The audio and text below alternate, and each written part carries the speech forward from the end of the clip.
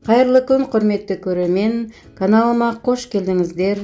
Қысқы мезгілде ашып жейтін өте дәмді қытырлақ болып шығатын, бір жасағаннан атылмайтын өте керемет қияр жабу әдісімен бөлісетін боламын. Видеоның соңына дейін қарап тамашалаңыздар. Ең алдымен қиярларымыздың барлығын жақсылап жуып аламыз. Осылай кең ыдысқа қиярларымызды осылай шықырлатып тұрып жуып тазалап алғаннан кейін, тағы да қиярымызды осылай екі жақ шетін кесіп алғаннан кейін, тағы да судың ішіне жақсылап жуып тазалап алатын боламыз. Ары қарай сарымсағымызды тазалап дайындап аламыз. Одан кейін хренді және укропты тазалап жуып алғаннан кейін ыстық суға бір қабат ашпарит етіп алатын боламыз. Ары қарай банкілерімізді жуып алғаннан кейін кем дегенде 7-8 минуттай стерилизовать етіп дайындап алатын боламыз. Міне барлығын дайындап алғаннан кейін банкаларымыздың ішіне толтыра береміз. Ең бірінші хреннің жапырағын, бір тал укропның жапырағынан салып бастаймыз. Мен 2 литрлік банкіге жауып жатырмын. 2 литрлік банкіге 5 тал сарымсақтан саламын. Ең бірінші банкының түбіне 2-3 тал сарымсақ салып жіберіп, одан кейін қиярдың кішкене үлкенірек деулерінен алып, бастап толтыра береміз. Қиярларымызды жақындатып, бір-біріне нығыздап толтырып салатын боламыз. Қыс мезгілінде бешбармақпен, палаумен, басқа да тағамдармен жегенде аппетитіңіз ашылып, жақсы ауқаттанатын боласыздар. Міндетті түрде осы әдіспен жасап көріңіздер. Бүгінгі көрсетіп жатқан видео рецепт ұнап жатса, каналыма тіркелмеген болсаңыз тіркеліп, лайктарыңызды басып, қолдау білдіре отырыңыздар, құрметті көрермен. Менің каналымда басқа да тағы да қысқы мезгілге жасайтын компоттың, соктың, әрі тәтті тағамдарында видео рецепттер бар, көріп шықсаңыздар болады.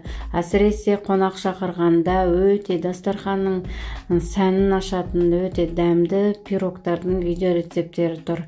Міндетті түрде көріп шығып бағасын беріп қойыңыздар, құрметті көрермен.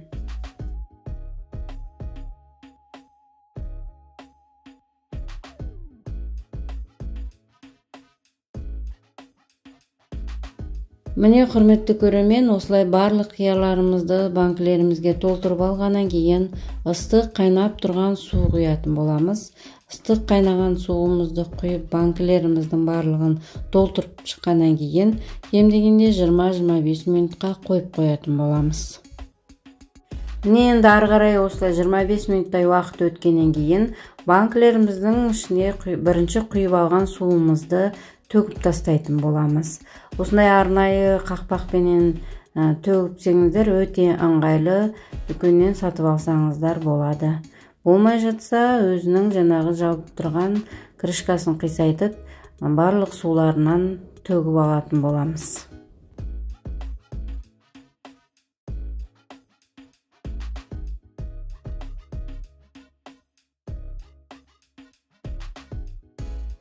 Міне осылай қыздар барлық банкының суын төгіп болған соң тұз, қантын салатын боламыз.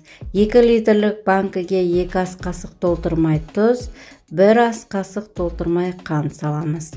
Егер де сіздер 3 литрлік банкіге жауып жатқан болсаңыз, 3 ас қасық толтырмай тұз, 2 ас қасық толтырмай қант салатын боласыздар.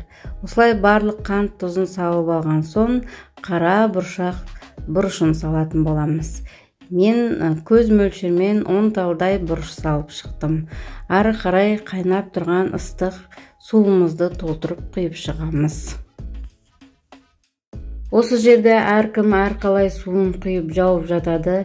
Бірінші құйған суын қайтадан қайнатып құйып жатады. Кейбір қыз-келіншектер әрине әркімнің өзінің қалауы бойынша, жабу әдісі бойынша, бірақ мен екінші қайтара тағы да су қайнатып құйып жабамын.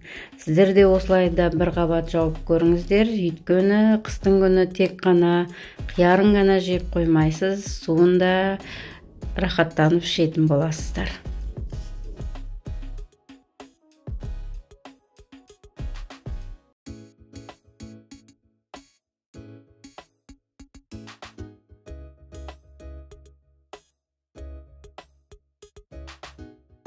Ендігі кезекте құрметті көрермен, қасықтың ұшымен ғана лимон кислотасын салатын боласыздар. Көп салмаңыздар, қасықтың ұшымен ғана лимон кислотасын салып шығасыздар. Ары қарай аспирин салатын боламыз.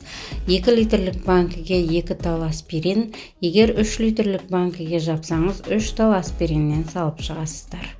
Ары қарай арнайы қақпағы жапқышпенен қақпағын жауып беретін боламыз.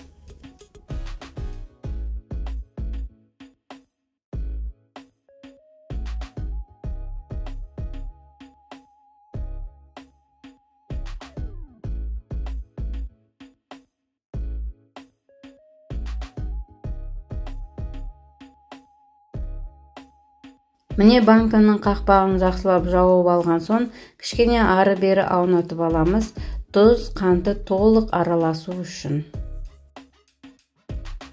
Ары қарай тегіс жерге одеял немесе орамал төсеп, банкаларымызды төңкеріп қоятын боламыз. Үстіне жылылап көрпе немесе одеял жауып, бір тәулікке қойып аламыз. Одан кейін погрефке немесе басқа салқын бөлмелеріңізге қойып сақтай бересіздер. Міне құрметті көрермен, осымен қытырлақ болып шығатын дәмді қияр жабу әдісі осындай. Сіздер де міндетті түрде осылай жасап көріңіздер. Қыстыңғы күні бешбармақпен, палаумен, басқа да тағамдармен жегенге өте керемет болып шығады. Міндетті түрде жасап көріңіздер. Бүгінгі көрсеткен видео рецептім сіздерге ұнаса, лайктарыңызбен бағалап жіберіңіздер. Каналыма тіркелмеген болсаңыз, тіркеліп, лайк басып, жақсы пікірлеріңізді жазып қалдыруды ұмытпаңыздар. Сіздермен болған Айгүл Қалиқызы. Келесі жаңа видеомда кездескенше сау саламатта болыңыздар.